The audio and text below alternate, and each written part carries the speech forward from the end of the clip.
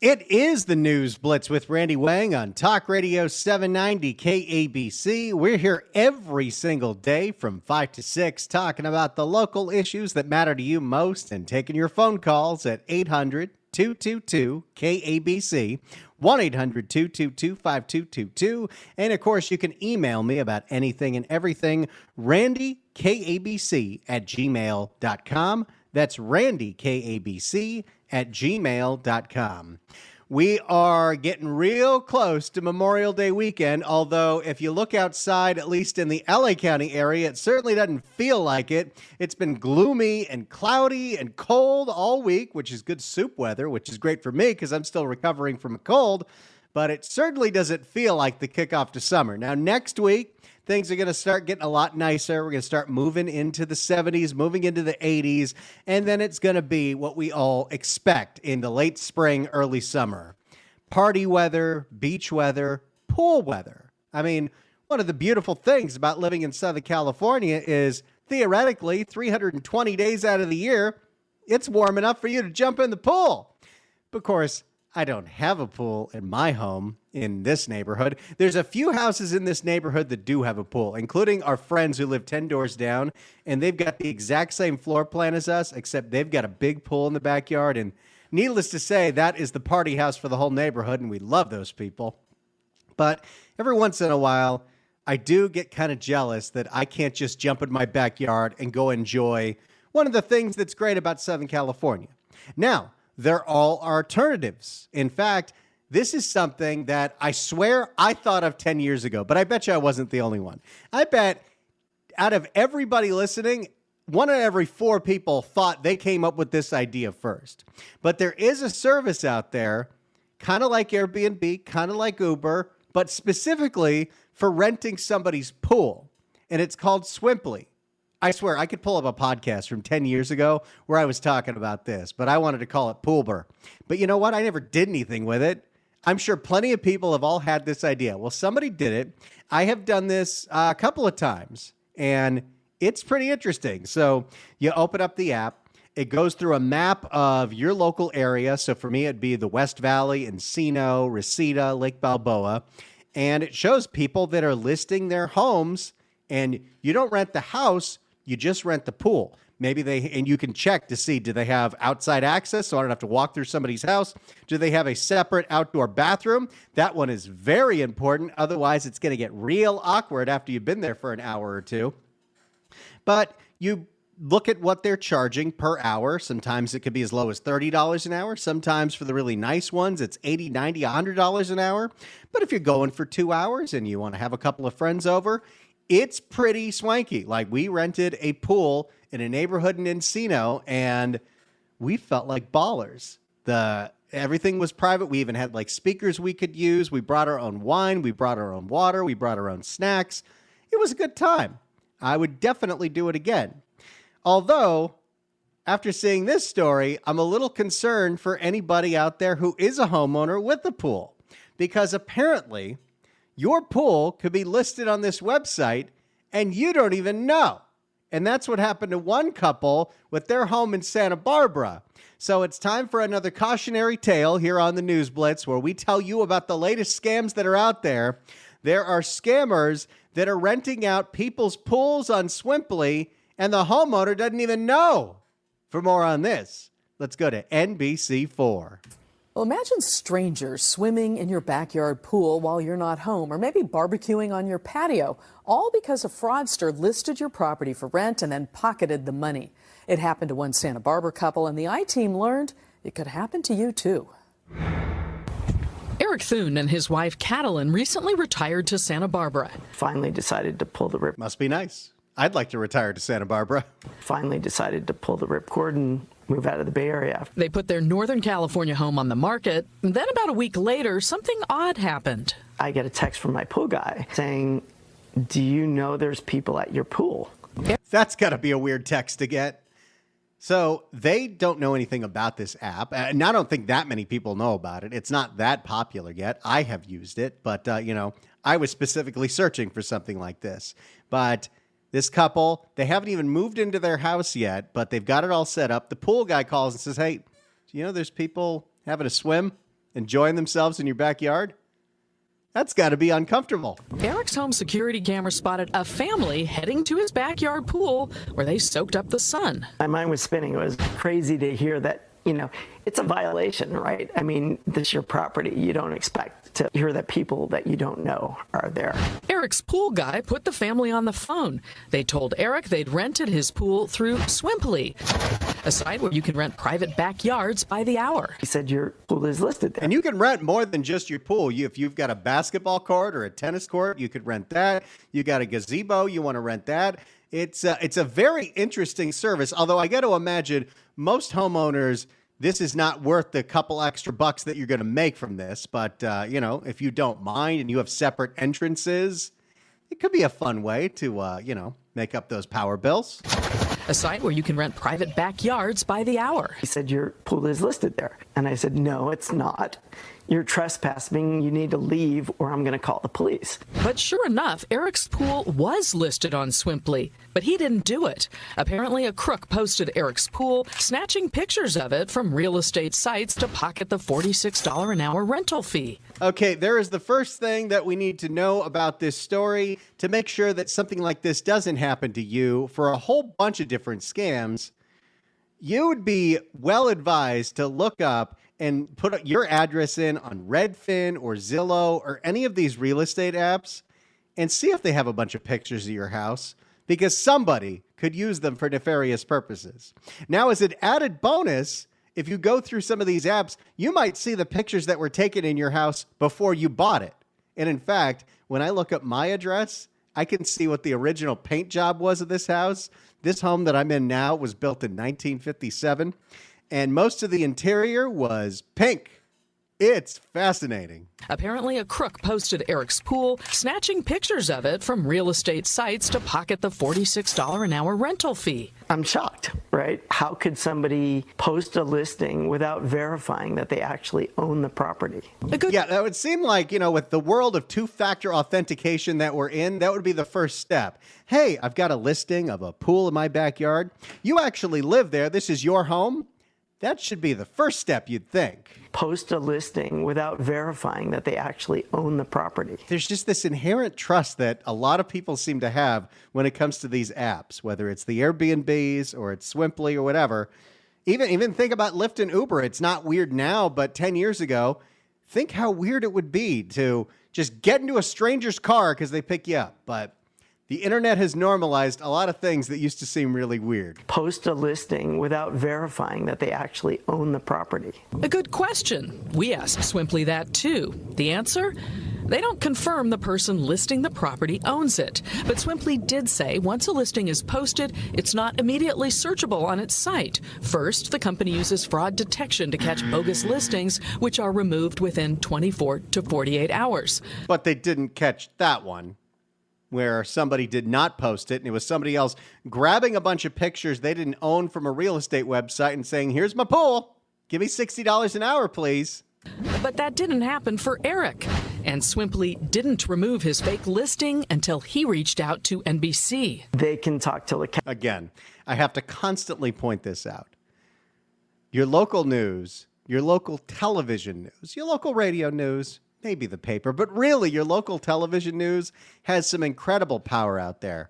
The power of public shaming, the power of embarrassing a company or a public official, it is real and it is useful. And these newsrooms are here to help you when you feel like you're getting screwed over by a politician or an app that's renting out your pool, even though you did not authorize that. They can talk till the cows come home that they protect you, but I don't believe it. The I-Team was curious about Swimply's fraud detection, so we teamed up with our sister station in the Bay Area. Here's the pool I posted that I don't own. Our I-Team producer listed a backyard pool for rent, but the property is owned by an NBC boss in the Bay Area. Oh boy, it's to catch a predator is long ago. Now it's to catch a pool scammer.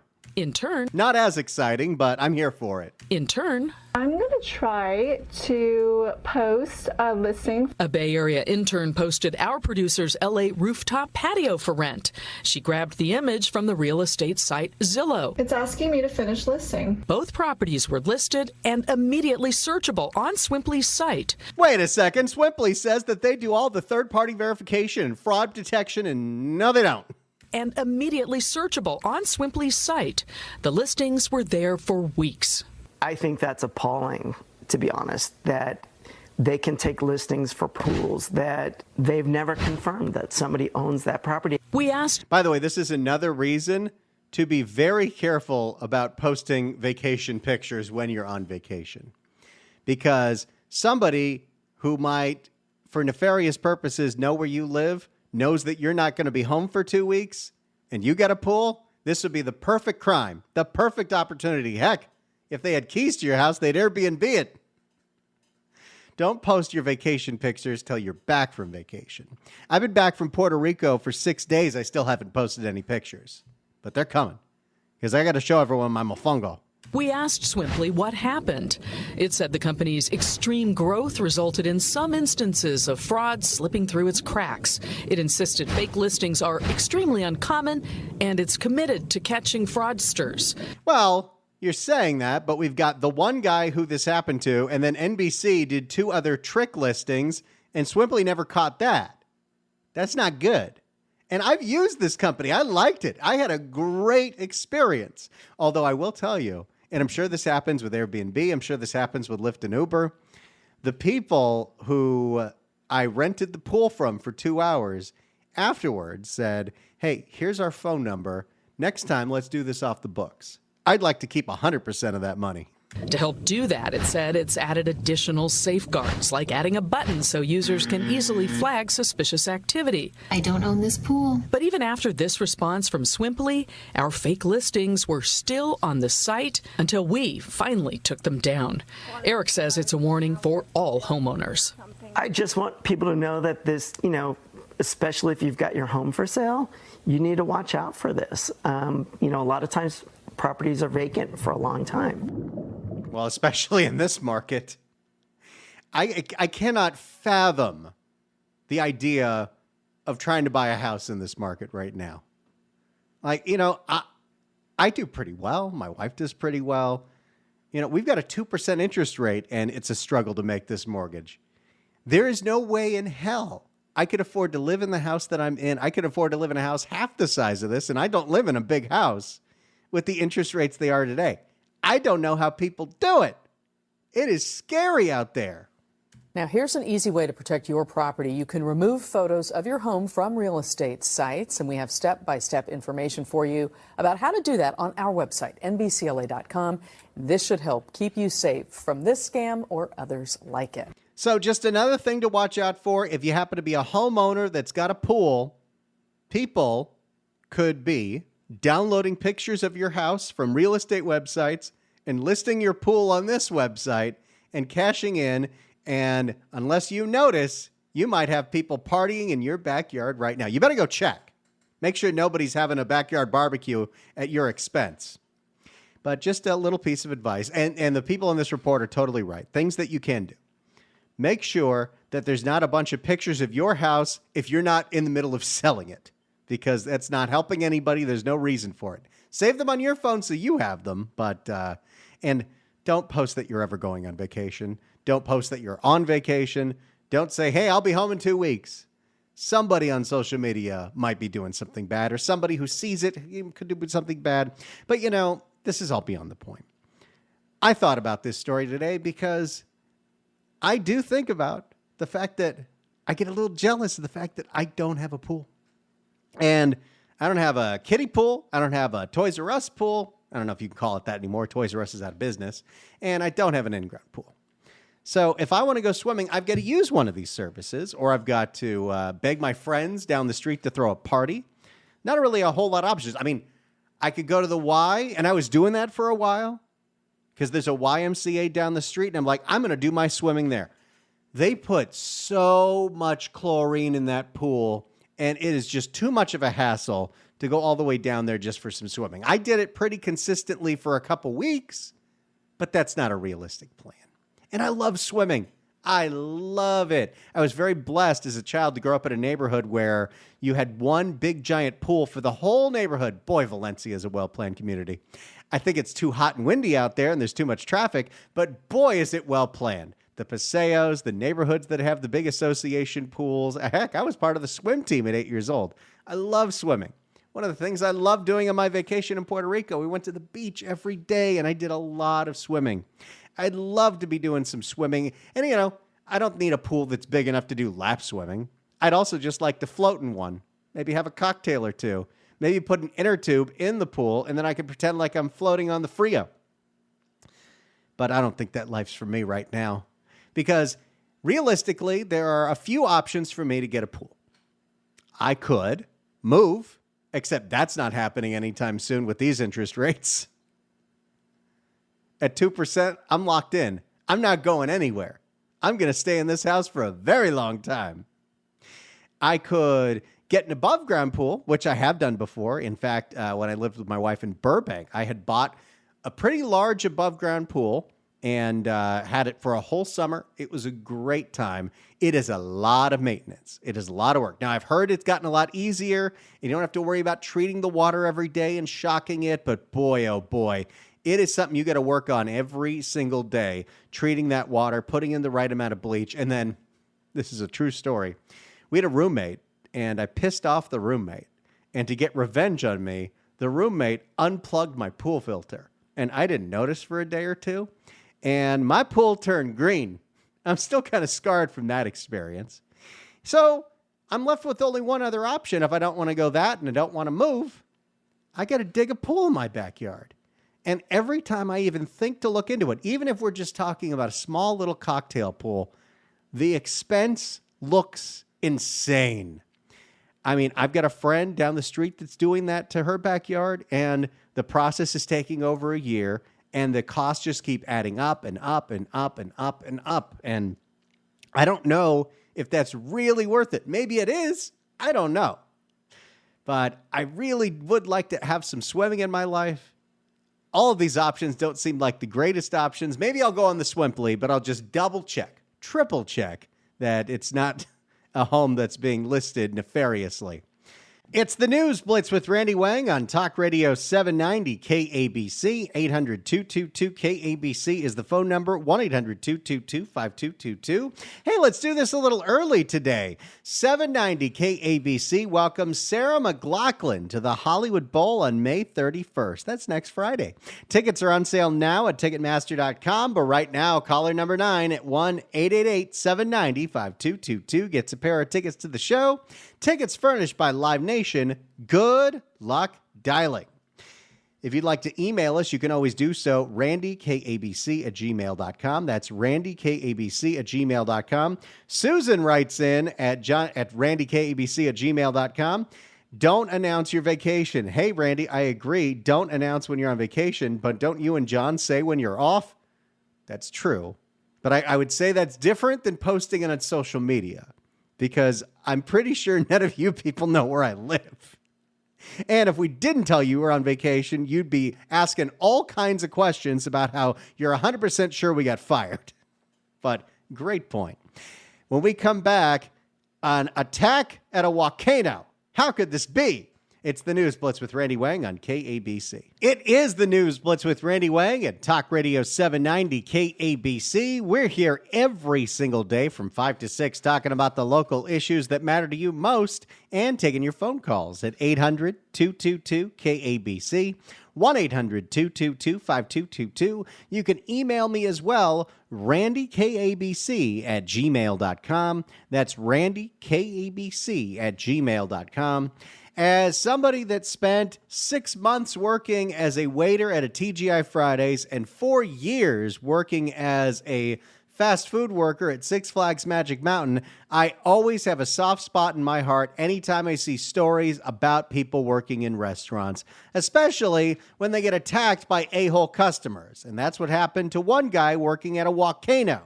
For more on this, NBC4. Also new tonight, illegal hostels in a mid-city. Nope, not. We're doing that story later.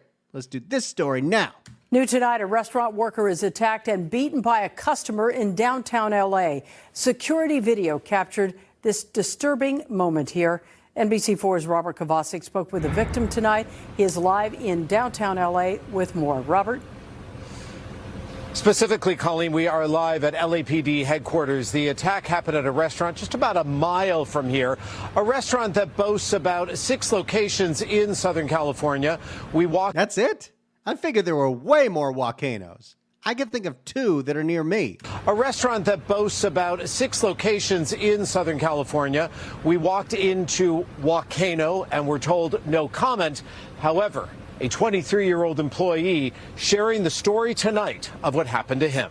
Yeah, they don't pay him enough to say no comment.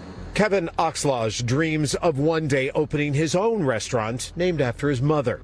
And he never imagined that one day he would die inside of one. At that moment, I thought... Well, he didn't, but let's keep going. At that moment, I thought, my life is over. My life is done. Monday at Volcano at Flower and 7th, one angry customer waiting to be served demands to speak to the manager, who is pregnant. The food took forever, and we told them we do apologize about that. We told them, you're free to go, like, without paying. And then... That should be the end of it. Sometimes that happens. It can be frustrating. It can be irritating. Sometimes things go wrong in a restaurant.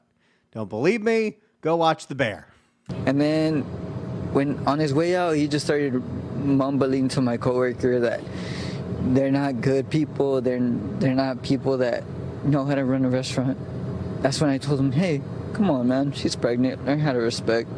Okay. I feel awful for this guy that this happened, but you don't need to engage. Guy's pissed off, didn't pay for, doesn't have to pay for his food, but didn't get his food. And he's mumbling and complaining, and he's probably going to write an angry Yelp review. I understand. It's not your fault. You're the host. It's not the manager's fault. Something happened in the kitchen. Some poor misfortune happened. This guy did not get his spicy tuna on crispy rice. But don't engage. No good can come from engaging somebody in a bad mood. There's no way you're going to turn that frown upside down. When I told him that, he blew it. Security video then shows Kevin being... Again, not defending the perpetrator here. This guy's still an a-hole. But when somebody looks like they're a ticking time bomb, don't set them off. Security video then shows Kevin being pummeled behind the host stand, and it continues until the customer, seen here with a necktie, intervenes to help pull the man off. I'm only 23, and just going through this, it's painful. It hurts a lot. Kevin's pain, not just from physical injuries, but from the trauma of the attack. Anytime an order is like 10 minutes late, he's going to be looking over his shoulder, freaking out. That's rough. I mean, when you get punched in the face at your place of work, that's definitely got to leave more than just a physical mark. Not just from physical injuries, but from the trauma of the attack. I had a nightmare today in the morning that he ended up in my dream beating me up again in the same position where I woke up screaming to my mom for help. Kevin, who works as a host at Volcano, says before his attacker took off, he vowed to come back. But he's not just fearing for himself. Please help us put him behind bars, because I don't want him doing the same thing to anyone or any elderly person. Well, unfortunately, this is Los Angeles. And even if this guy is caught, there is no chance of this guy spending significant time behind bars. I think he's a monster. I think anybody that beats up a host because their food didn't come out on time is a monster. But that's not happening. Not in this county anyway. Poor guy. Please help us put him behind bars, because I don't want him doing the same thing to anyone or any elderly person. Now, as far as the LAPD is concerned, they tell NBC4 tonight they are investigating this incident, but they did not tell us if they are seeking to take this alleged attacker into custody. As for Kevin, he tells us he still works for Volcano and plans to return there as he continues to try and fulfill his culinary dreams. Live tonight here in downtown Los Angeles, I'm Robert Kovacic. Colleen? If you want to work in the service industry, I commend you. It is a very difficult job, but it can be very rewarding. A day goes by pretty fast inside a restaurant, at least from what I remember. And, you have when you're in a waiter job, you have potential to make quite a bit of money. Bartenders as well. But, I also have done the management thing. The first thing you got to do is be able to deal with people that are not happy. And you've got to learn that skill early on. This kid's only 23. The only advice I could give him, if somebody looks like they're done and they're telling off your staff, just leave them be. Let them walk out. You don't need to defend your coworker. I understand.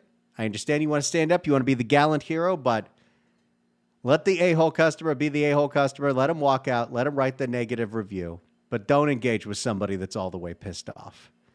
That being said, if you are on the other end of this and your food's taking forever, just be sly and write a negative review later, or tell your friends and family don't eat there. You don't need your fist to answer that kind of problem.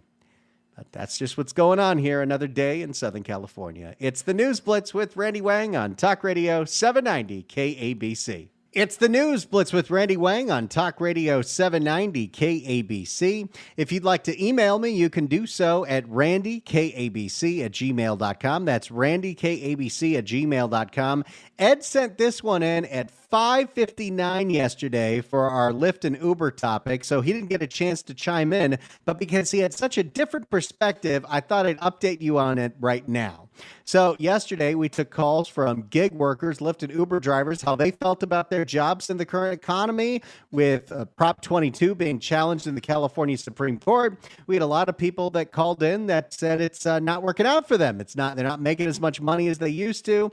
Ed's got a different perspective. He writes in, "Hey, Randy, I had to rush home to tell you the inside facts about both of these. I've been doing Lyft and Uber for over 6 years part-time, work 4 or 5 hours a day, 4 or 5 hours, 5 days a week. And if I don't make $100 to $140 a day, something is wrong. Here's some things that aren't being said. You get a lot of tax write-offs because you're an independent contractor, including 58 cents per mile, all of your auto expenses, your tune-ups, your tires, your repairs, your lubes, your tire repairs, cell phone expenses, a portion of your house that you can claim as an office space. Oh, I miss the days of having 1099 money. I'll tell you what, when I hosted a podcast and I had some 1099 money coming in from a few advertisers that we got, you could legally write off almost everything. All your entertainment expenses. I think I wrote off my Disneyland pass because it was entertainment research. Oh, I could go for some 1099 right now. For every $100, I earn about only 30 to 35 that's actually taxable after my deductions. This whole thing is a union grab for the Democrats. If I don't hit the minimum wage for the hours I work, I'm paid the difference. Part of the problem is that many drivers will only take rides that are long distance and therefore sit for hours waiting to get a ride. My experience has been that if I accept all offers, and because I do that, I end up with rides that are paying me up to $40 an hour. I've had tips as high as $85 for taking a package to San Diego, where I made another $100 in rides while I was down there. I'm tired of listening to these losers that aren't willing to work and want everything given to them. Sorry for the rant, but they drive me crazy. Well, there's Ed's perspective, and that's the thing about this show and this station. We welcome all perspectives, all ideas, and that's what I love is hearing everybody's perspective, hearing everybody's idea, and then you learn a little bit. That's what we do here. It's the News Blitz with Randy Wang on KABC. It's the News Blitz with Randy Wang on Talk Radio 790 KABC. 800-222-KABC is the phone number. You know, the whole point of rehabilitation, the whole point of the criminal justice system is to fix your bad behavior. If you're doing something that is not acceptable to society's standards, you need to be removed from society, and we need to figure out a way to fix that behavior, correct that behavior, and then we can bring you back into society with open arms. That's theoretically how the system's supposed to work. However, that's not even close to what's being done, because there are certain behaviors that take a lot of time and a lot of energy to try to rehabilitate out of, but if you don't do it, we're just putting people out anyway. What am I talking about? In Riverside, a firebug got out on parole, and what's the first thing he did? Started a fire. For this arson story, let's go to ABC 7 Eyewitness News. New here at 5, a convicted arsonist out on parole is accused of setting a fire once again. Investigators. You know, it's at this point where you wonder, did the Middle East countries have it right?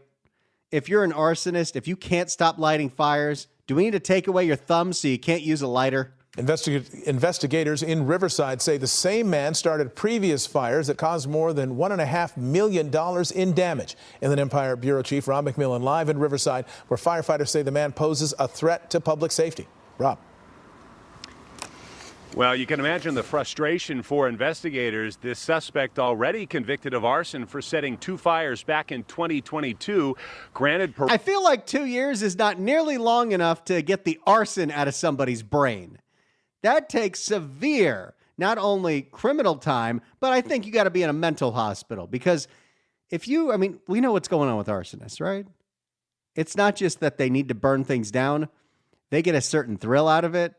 It's almost pornographic. You got to fix that before these people are allowed to be back in society. Granted parole just last month. Now, allegedly, back at it again. It's at times like this where I think we got to get rid of qualified immunity, because that parole board should be held liable for anything this guy burns down. It may have just been a small fire, starting out in a shopping cart, then spreading to a nearby transformer at the intersection of Van Buren and Jurupa in Riverside. Firefighters taking this picture when they arrived. Days later, arresting this homeless man, suspecting him of setting the fire.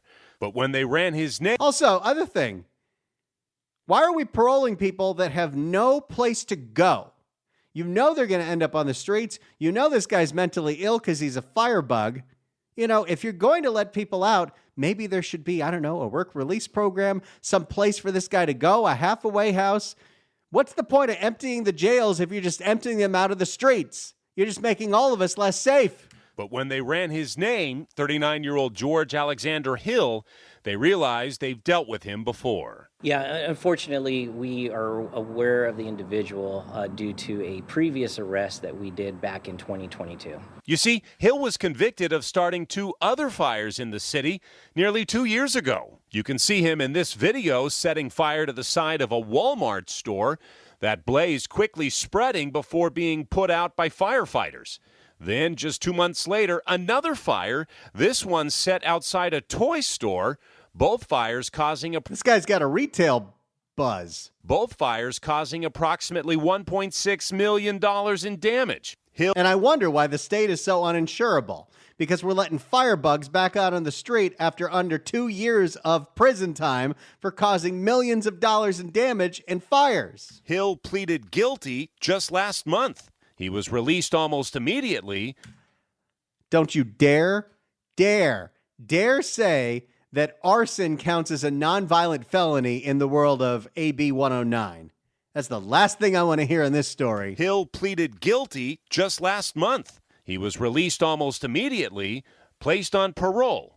Then last week, this happens. That's the difficult part with any crimes nowadays is the judicial system is obviously separate from what we do. All of these incidents have been extremely dangerous. That's our main concern is public safety. The Walmart, for example. What's the point of having a conviction if there's no teeth behind it? This guy got Janice Hahn. That's your final warning. If you are an arsonist, you need a lot of time behind bars and a lot of time in front of psychiatrists trying to fix your insane mental deficiency. Parole's not going to do it. The Walmart, for example, was open during business hours and was filled with customers in the structure. This particular fire, most recently on Sunday, was directly next to that transformer that could have taken out power in that whole neighborhood. At times it can be frustrating. I try to have our investigators not think about that, but do their job. It's got to be so disheartening. You figured out who intentionally started a fire. You had the evidence that was able to put them away.